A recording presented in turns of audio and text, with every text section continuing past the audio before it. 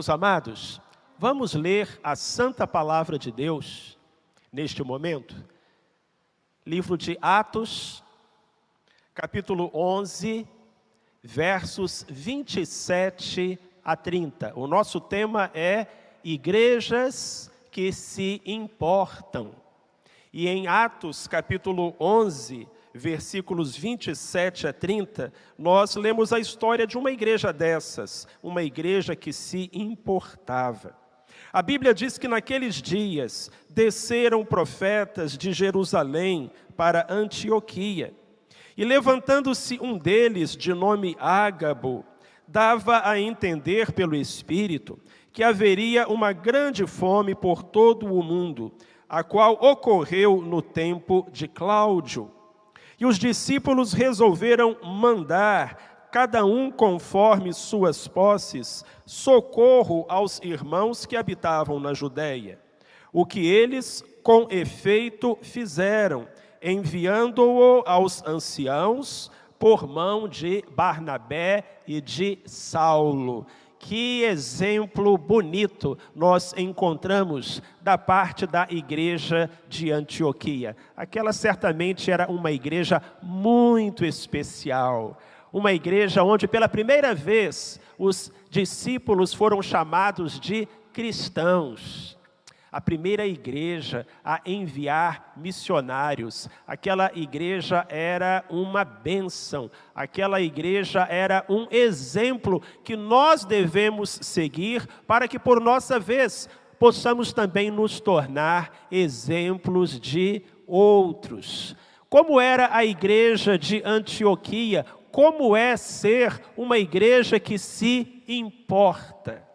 Irmãos, uma igreja que se importa tem ouvidos para ouvir a voz de Deus. Ela escuta o que Deus diz. No caso de Antioquia, o que Deus disse através de um profeta chamado Ágabo. É interessante que esse Ágabo aparece 2 vezes no livro de Atos. Aqui no capítulo 11, verso 28, e mais adiante no capítulo 21, versículo 10. Lá no livro de Apocalipse, nós encontramos essa recomendação 7 vezes. Quem tem ouvidos, ouça o que o Espírito diz às igrejas. E a igreja de Antioquia era uma igreja que tinha ouvidos. Deus está falando. Deus está querendo nos dizer algo. Deus quer que nós abençoemos de alguma forma. E aquela igreja ouviu. Meus irmãos, a gente tem que se importar com aquilo que é importante para Deus. Então esse é o primeiro passo. Estar com o coração aberto. Estar com os ouvidos abertos. A Bíblia diz, não desprezeis as profecias. Então nós precisamos estar sempre como aquela igreja, atentos ao que Cristo tem a dizer à sua igreja. Mas uma igreja que se importa não é feita só de ouvidos, ela é também feita de olhos. É uma igreja que enxerga além da sua realidade, além das 4 paredes. É uma igreja que se preocupa com quem está perto, com quem está longe, com quem necessita.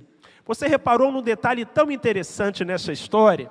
O profeta disse que viria uma fome sobre o mundo inteiro, que no caso era o Império Romano. O Império Romano era considerado pelas pessoas daquela época o mundo inteiro. E essa fome veio mesmo.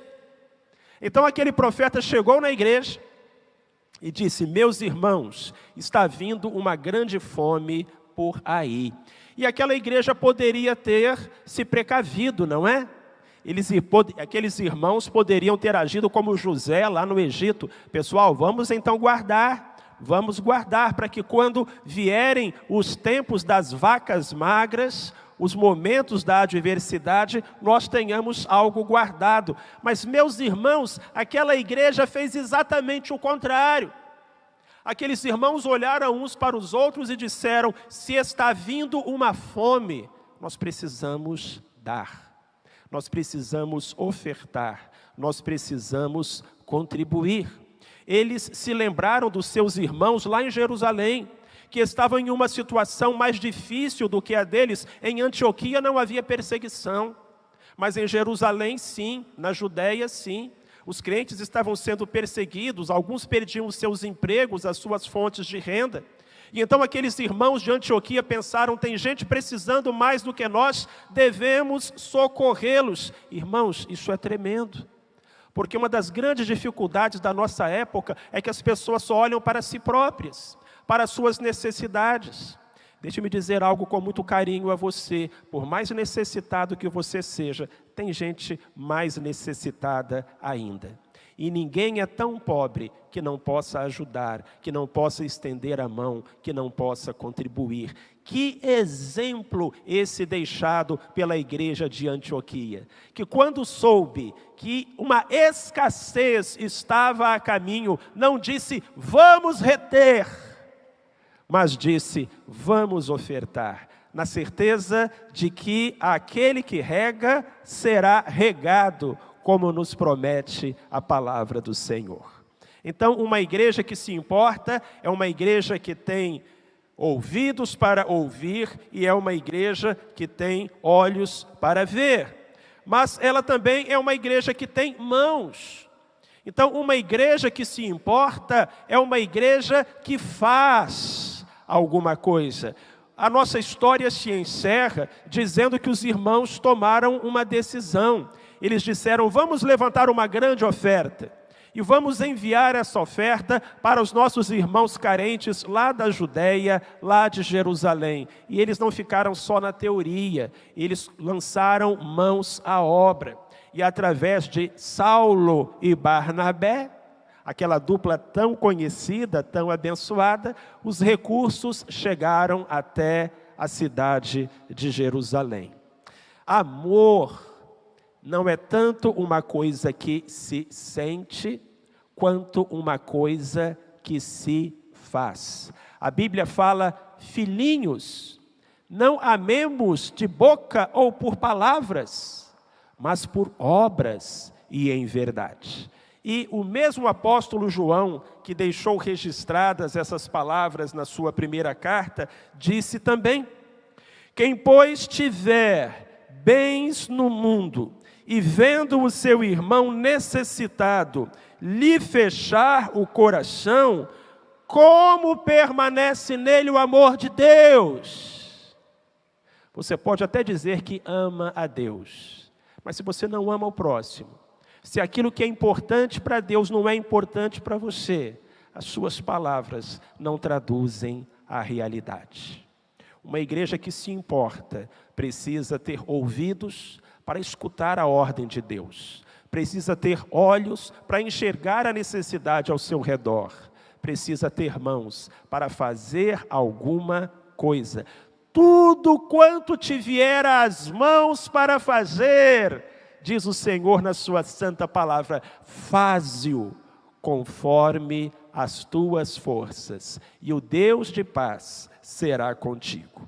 Igrejas que se importam, têm ouvidos para ouvir, olhos para ver, mãos para agir, um coração para amar.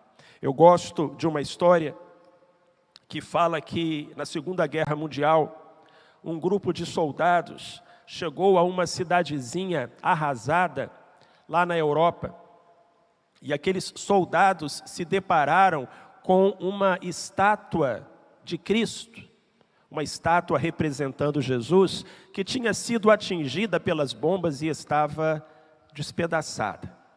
Então aqueles soldados, que eram muito religiosos, disseram, nós vamos reconstruir essa estátua. E eles lançaram mão à obra e foram pegando os pedaços e reconstruíram aquela estátua que representava Jesus. Porém, não acharam as mãos da estátua. Eles procuraram debaixo dos escombros, foram a toda parte, mas não teve jeito. Eles reconstruíram o resto, mas as mãos do Cristo estavam em algum lugar que eles não conseguiram achar. Então os soldados foram embora daquela cidade, eles continuaram a sua marcha, mas ficou ali aquela estátua do Cristo sem mãos. E na base da estátua, eles deixaram um cartaz. E o cartaz falava o seguinte: as mãos dele são as nossas mãos. As mãos dele são as nossas mãos. Queridos, nós não temos um Cristo de pedra, de gesso ou de barro. Nós não temos um Cristo sem mãos. Louvado seja Deus. Ainda assim, esse Cristo maravilhoso quer abençoar através do seu corpo, que é a igreja.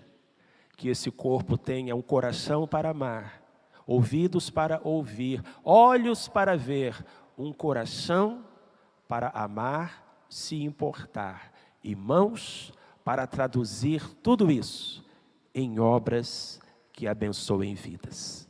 Amém. Deus abençoe a cada um de nós.